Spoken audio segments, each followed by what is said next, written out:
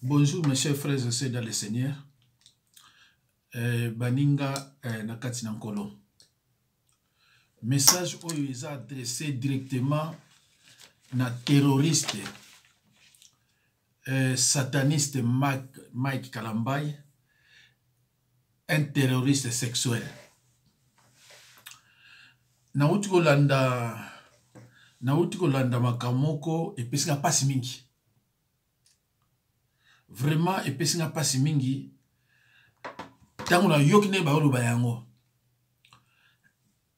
Un sataniste, Mike Kalambai, terroriste sexuel, déterminé à détruire les organes de la femme de son prochain. Chez les Arabes, lorsque vous forniquez une femme d'autrui et vous êtes lapidé, vous êtes tué. Vous autres, vous avez vraiment de la chance parce que le gouvernement des médiocres ne punit pas les délicats sexuels. Mais ailleurs, vous aurez des problèmes. Jusqu'à déchirer l'organe de la femme et la saigner. Quel degré de sorcellerie, toi, sataniste, Mike Kalambai, terroriste sexuel. Quel degré de sorcellerie. Honte à toi, Kalambai. Honte à ta famille. Honte à tes parents. Balouba, honte à vous. Comment tu peux aller, tu te déclares être pasteur chantre et pour aller avec la femme de ton prochain. C'est interdit. La Bible nous enseigne que c'est interdit. Honte à toi, Mike Kalambai. Tu n'as aucun droit de prendre maintenant la Bible et prêcher. D'ailleurs, dans la Bible, pasteur, chantre, il n'y a aucun verset biblique. Il n'y a aucune référence biblique. Chantre, pasteur n'existe pas dans la Bible. Il y a quelqu'un, je ne sais pas si c'est un pasteur ou bien prophète ou bien apôtre, au lieu à répondre, à qui qu'on répondre, moi, si moi, comme Jackie, n'a évité ce qui a l'ingakaye, Tony ne pas kosaye. Abinaye dit à ses pasteurs de lire bien la Bible. David était prophète, roi, chantre. Mais ce n'est pas la même chose. Mais ce n'est pas la même chose. Donc, bah, chantre, pasteur Foubalanda, caractère à David, parce que ce que Kalambai a fait, David aussi l'a fait. David aussi l'a fait.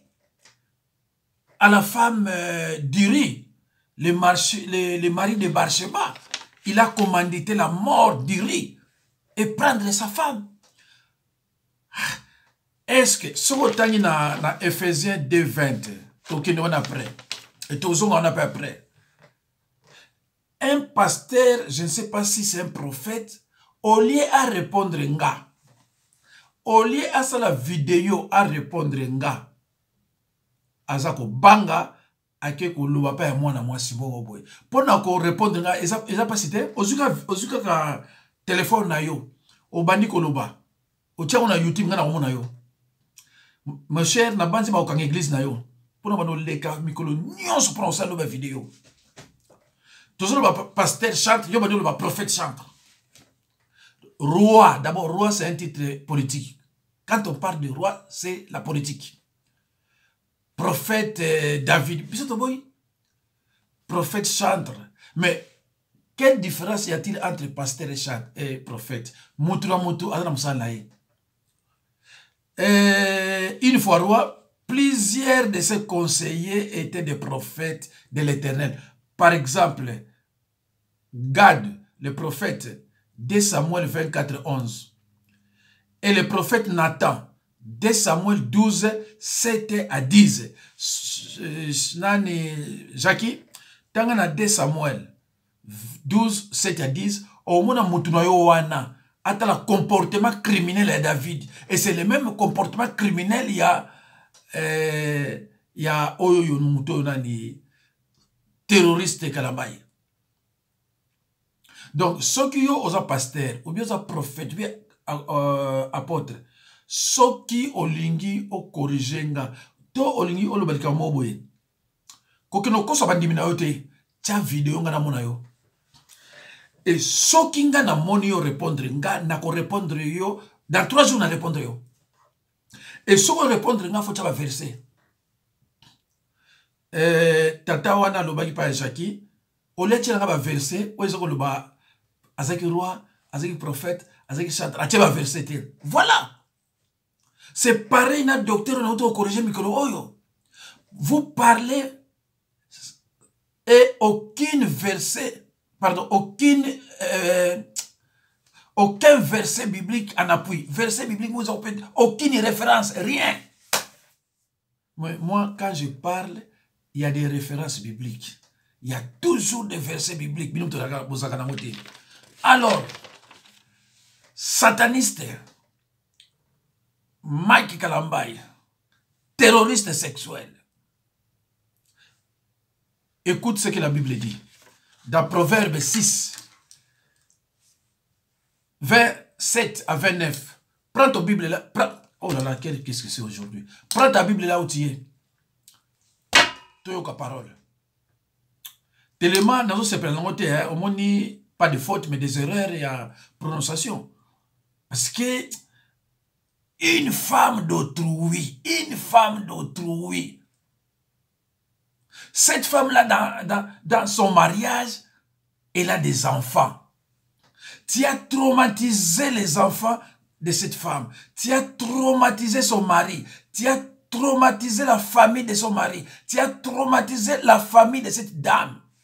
En plus, elle a saigné. Il t'a demandé pardon, mais tu as fait avec beaucoup de brutalité. Quel degré de sorcellerie? Toi, Maïka, c'est Maïka, Kalamay. Moulouba.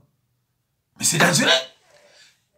Tu l'as fait saigner et de mon côté, plusieurs fois maintenant, la femme est enceinte. La femme d'autrui. La femme de ton prochain. Comment tu peux aimer Dieu et que ton prochain que tu vois et tu ne l'aimes pas? Dieu te traite de menteur si tu dis que tu aimes ton prochain. Et ça m'a mis.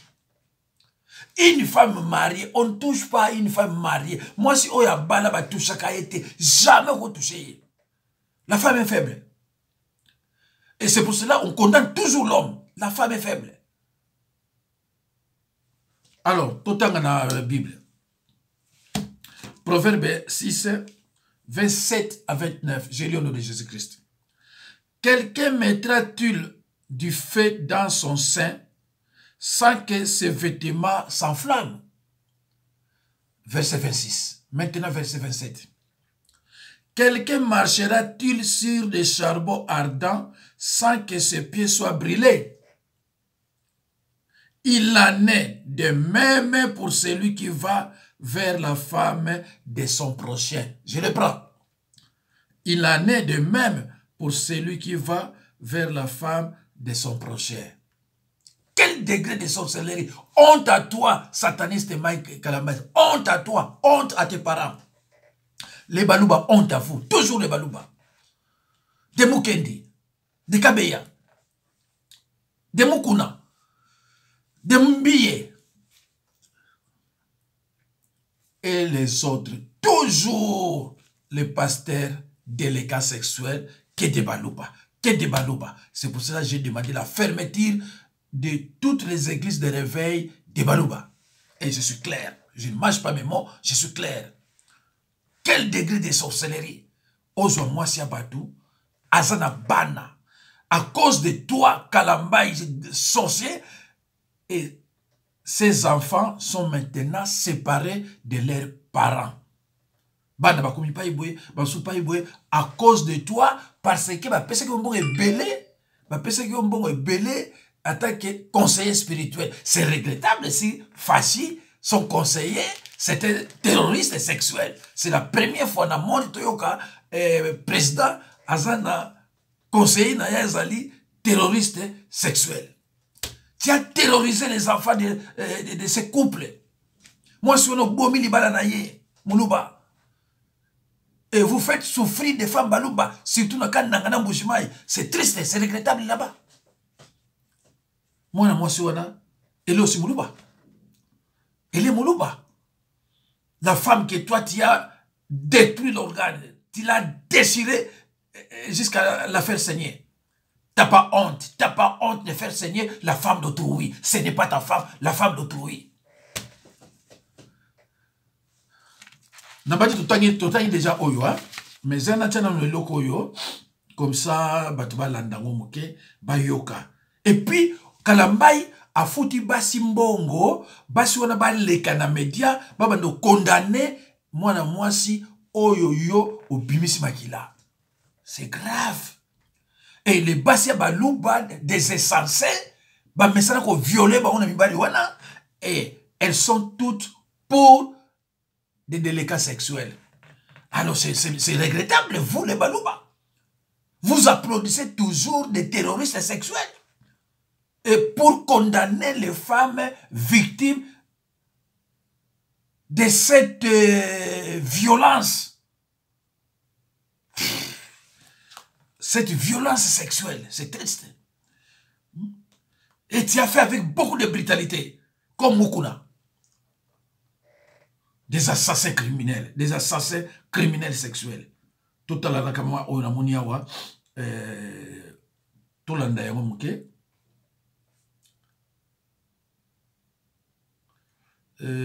Sont.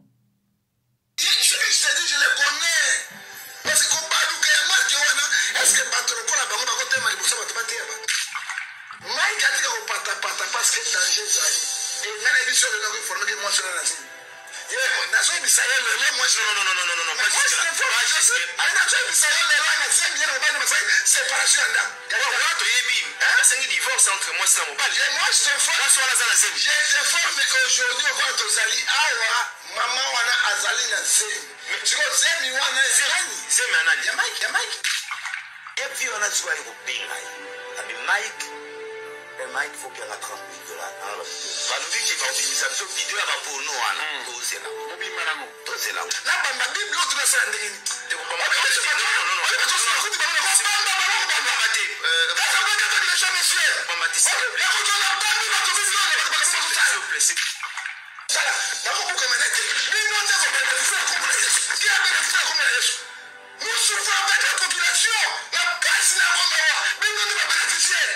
la prévention à Mike, na bakisité, na lomolité, na lobi na ndenga tombokela inga. C'est bon,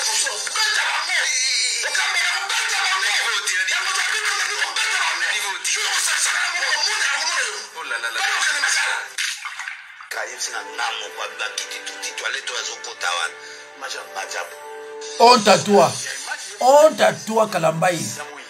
Honte à toi. Honte aussi à tes parents.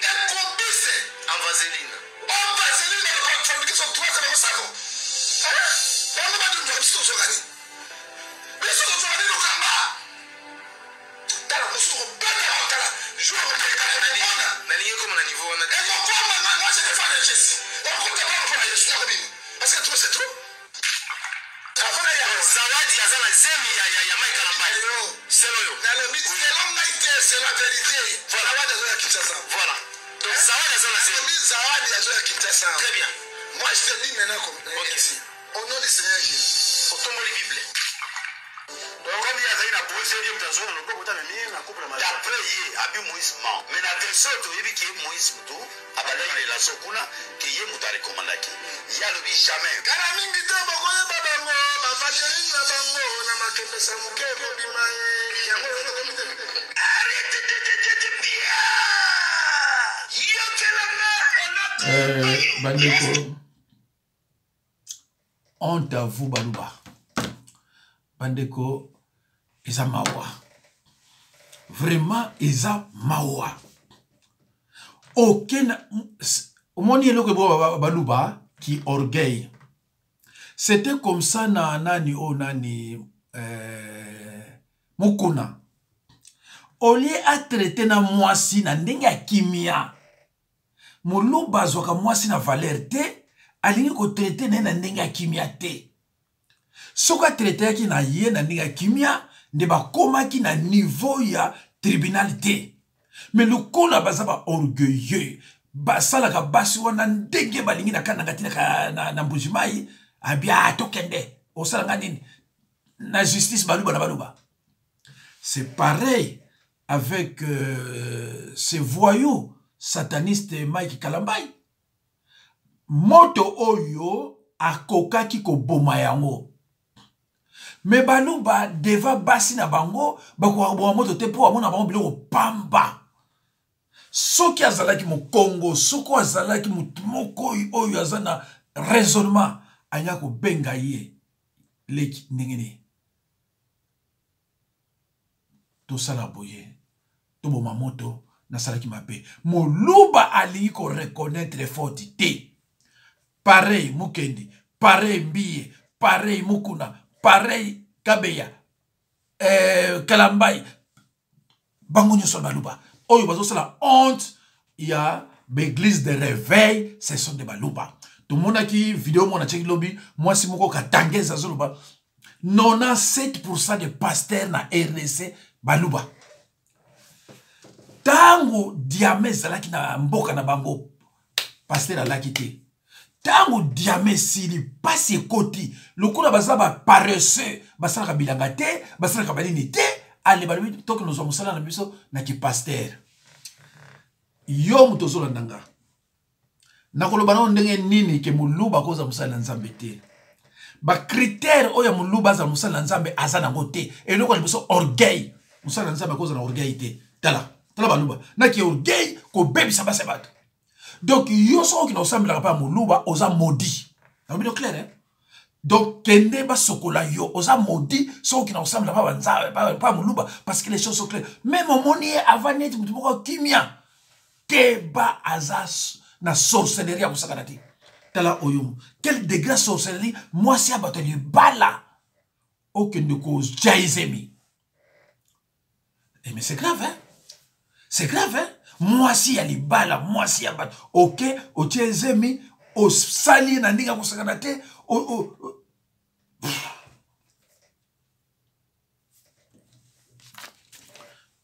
Bandeko, tout font la Bible.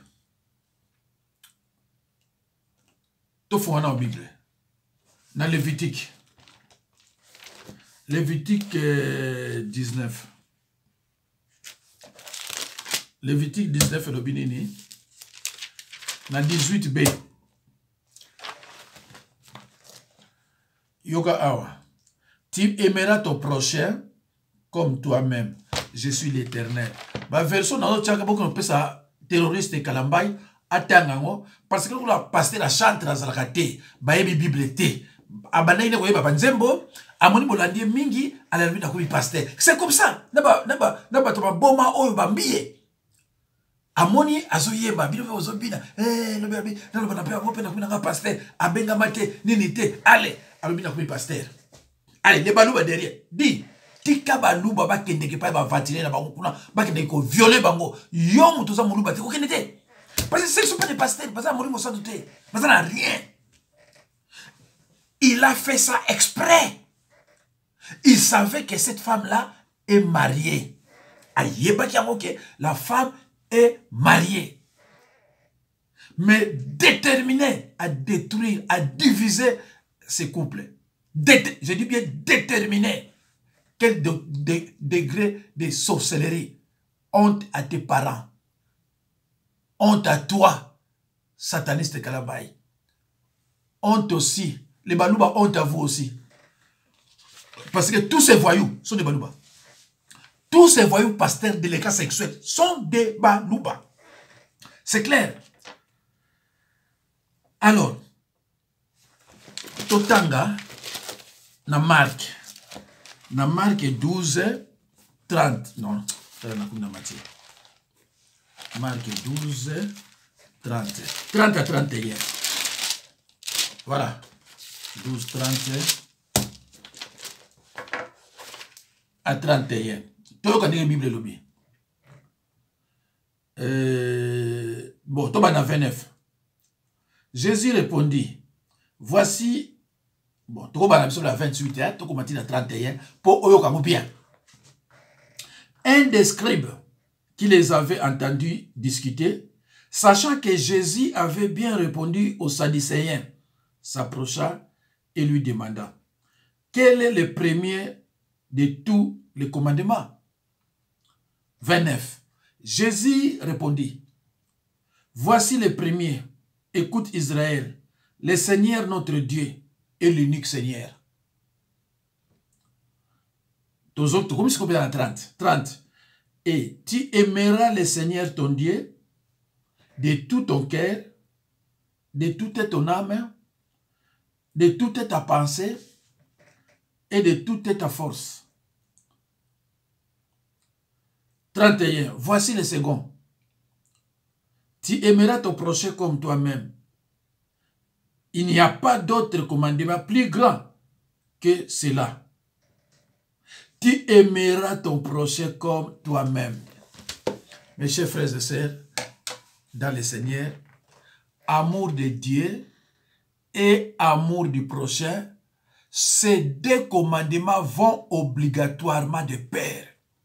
Celui qui aime Dieu le manifeste en servant son frère, en servant son prochain.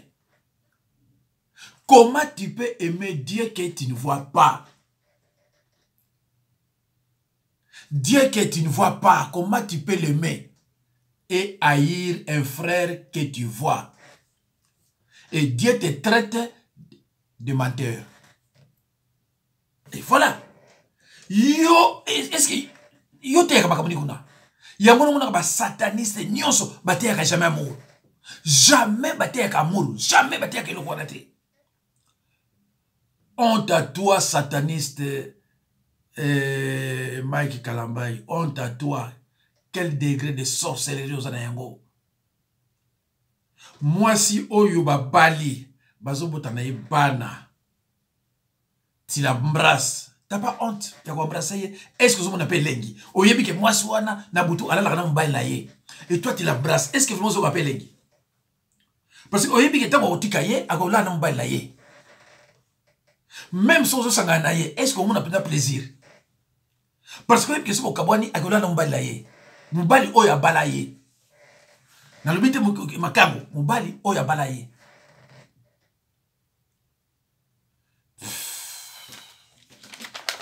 Toluka la Bible les sous na bandi. Toke na Jean 21. Jean 21, 15 à 17. Jean 21, 15 à 17. Yoka. 15. Après qu'ils eurent mangé, Jésus dit à Simon-Pierre, Simon, fils de Jonas, m'aimes-tu plus que ne m'aimes ceci? Il lui répondit, oui Seigneur, tu sais que je t'aime.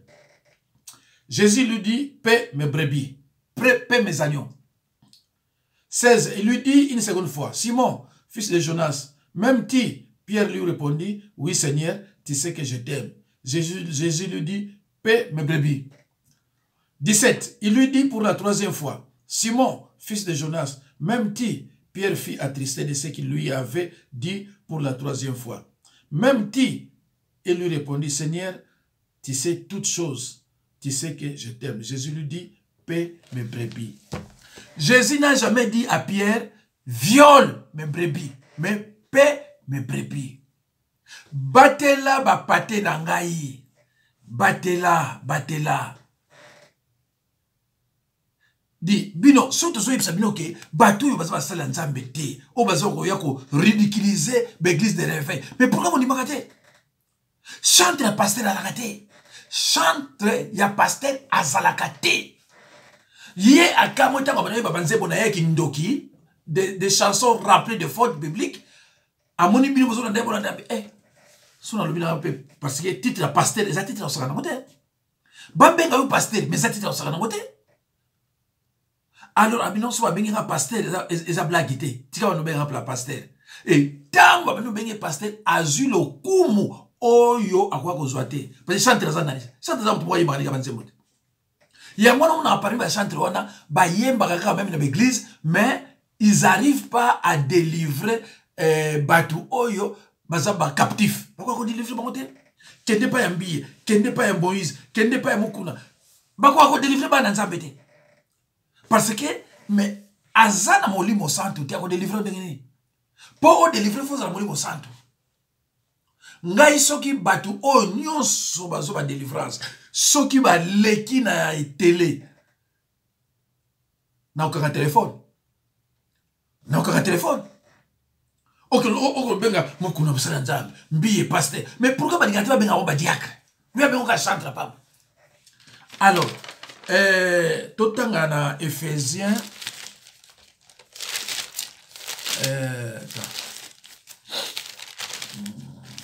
totanga na Éphésiens 2:20. Totanga na Éphésiens 2:20. Oyo et me ka expliquer muto yo atilenga message qui se dit ce qui apporte ce qui nani 2:20 to yo kande balobia j'ai le nom de Jésus-Christ. Vous avez été édifiés sur les fondements des apôtres et des prophètes.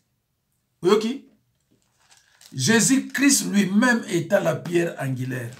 Pourquoi balobi vous avez été édifiés sur les fondements des apôtres et des prophètes? Mais pour vous dire que, on est en conjonction de coordination, pour vous dire que, apôtre na prophète, baza bat mon côté. Pasteur na prophète, eza bat mon côté. Botanga na de Samuel on a péché. Pasteur eza bat mon sousou, prophète baza bat mon sousou. Jackie Mokili, kende ko yebisa mutu na yo a répondre ngai na vidéo.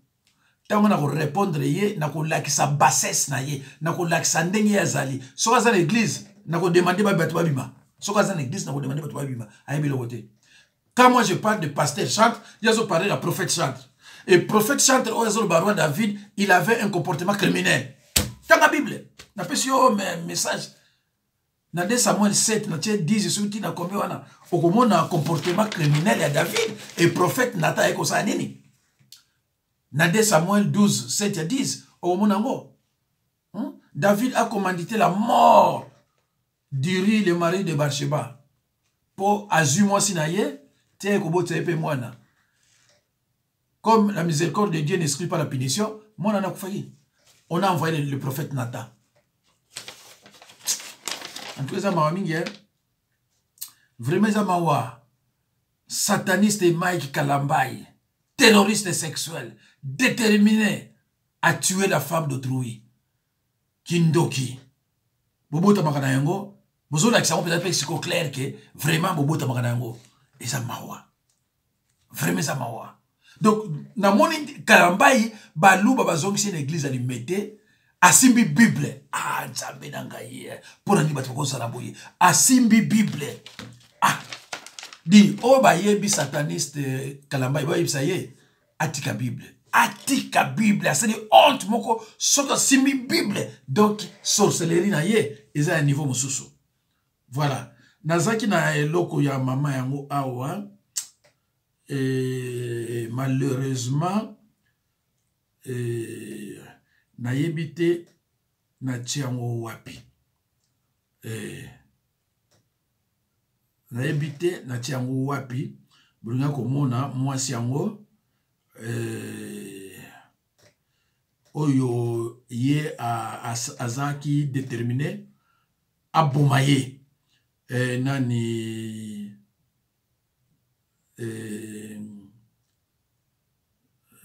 zela na yebite soki yeyo tota nano soki yeyo pour prendre soin de vos dents où que vous soyez essayez les chewing-gums Oreo et Oral-B.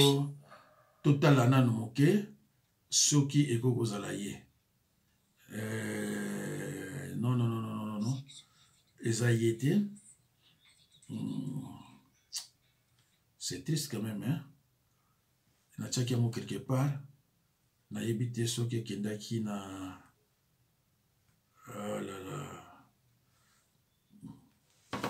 bolimbisa natala soki kwa kozala koto yo na portable yo soki eza awa ekozala malamu mingi voilà peut-être kozala yango yo. Vendez vos produits sur Facebook et Instagram lorsque vous démarrez votre boutique en ligne avec Shopify. Voilà, et on peut s'en aller au mosusu bande onanga. Et on peut s'en aller eloko mosusu. Bienvenue dans la chaîne YouTube Angel Makema TV. Abonnez-vous massivement. Donc Moissy a confirmé que sur la cloche de notification. Effectivement, à la sainte. Moissy a confirmé. Balobi Nabino prochainement.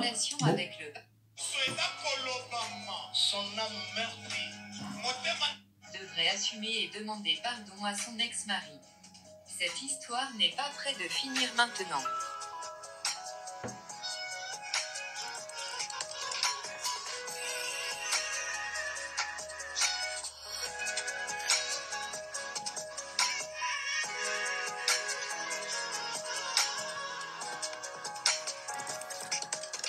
Honte à toi, Mike Kalambaye, sataniste,